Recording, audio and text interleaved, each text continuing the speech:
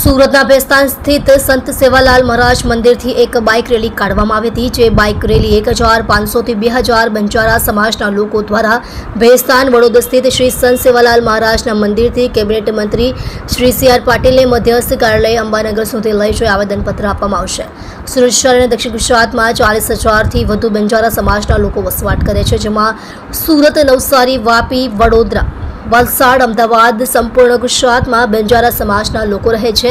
જેમાં 40 વર્ષથી વધુ સમયથી બંજારા સમાજના મહાપુરુષોના નામ પર સરકારી સંપત્તિ હોય કે ઓવરબ્રિજ હોય કે 4 રસ્તા હોય કે ઉદ્યાન હોય કે ગાર્ડન, કોઈ પણ જાતના બંજારા સમાજના સંતો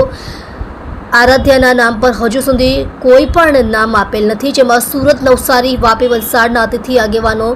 જમા થઈ માન્ય સાંસદ શ્રી અને કેબિનેટ મંત્રી સી આર પાટીલ સાહેબને આવેદનપત્ર આપ્યું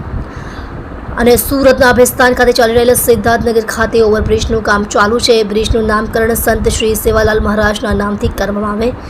જેથી કોઈ પણ બંજારા સમાજના વ્યક્તિ અહીંથી પસાર થાય અને બહારથી કોઈ પણ બંજારા સમાજનો સભ્ય આવે, એમને એક ગર્વ અહેસાસ થવો જોઈએ કે સુરત શહેરમાં જે બંજારા સમાજના લોકો રહે છે, જે ખાવા પીવા અને વસવાટ કરવા નથી આવ્યા, એ લોકો સમાજની સેવા પણ કરવા વસવાટ કરી રહ્યા છે અને એક જૂથ થઈને રહી રહ્યા છે। એના માટે આ પ્રતીક બનશે। બંજારા સમાજની એક એકતાનું અને બંજારા સમાજ છે જે ચાહે છે, જે વિચારે છે, એ કરી પણ બતાવે છે, જેમાં બંજારા સમાજના નામે હજુ કોઈ પુલ કે અમારા સમુદાયના નામે કોઈ બગીચો ન હોવાનો ઉલ્લેખ કરવામાં આવ્યો હતો। તેથી શ્રી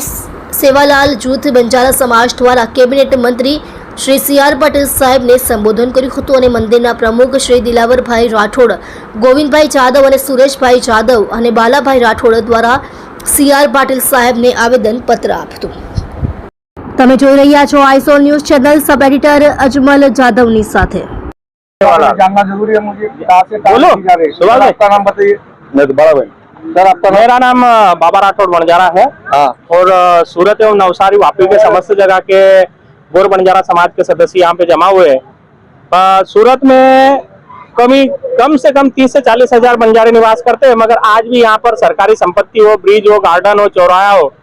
कोई भी जगह पर बंजारा समाज के संतों के आराध्यों के नाम पे कोई भी भवन हो या ब्रिज हो या चौराहा, कुछ भी नहीं है। तो इसीलिए पूरे सूरत के, वापी, नवसारी के सभी बंजारा जो सभ्य है, वो अतिथिगण है, वो यहाँ आए हुए हैं और हम सांसद श्री सी आर पाटिल जो कैबिनेट मंत्री अभी जल संसाधन मंत्री बन चुके हैं, उनको आवेदन देने जा रहे हैं कि कोई भी सूरत में कोई भी चौराहा, ब्रिज हो, अभी तो हम सिद्धार्थनगर ब्रिज के लिए आवेदन देने जा रहे हैं कि इस ब्रिज का नामकरण संत श्री सेवालाल महाराज के नाम से करना चाहिए, ताकि कोई भी बंजारा समाज का व्यक्ति गुजरे या बाहर से कोई भी बंजारा समाज का सभ्य आए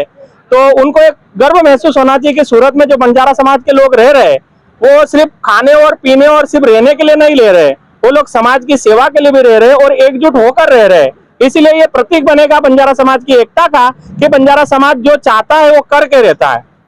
जी सर, ये जो बंजारा समाज आप ये कटा हुए, हाँ। आज कम से कम 1000-1200 में संगठन जो आपकी जमा हुई, हाँ। आप ये रैली यहाँ से कहाँ तक लेके जाने हो, जरा आपसे जानना है मुझे। हम ये भेस्तान में अपने सेवालाल महाराज का मंदिर है, वहां से रैली का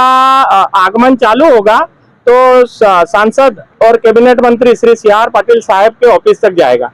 और वहां पर आवेदन देके हम इस रैली का समापन करेंगे। जी धन्यवाद।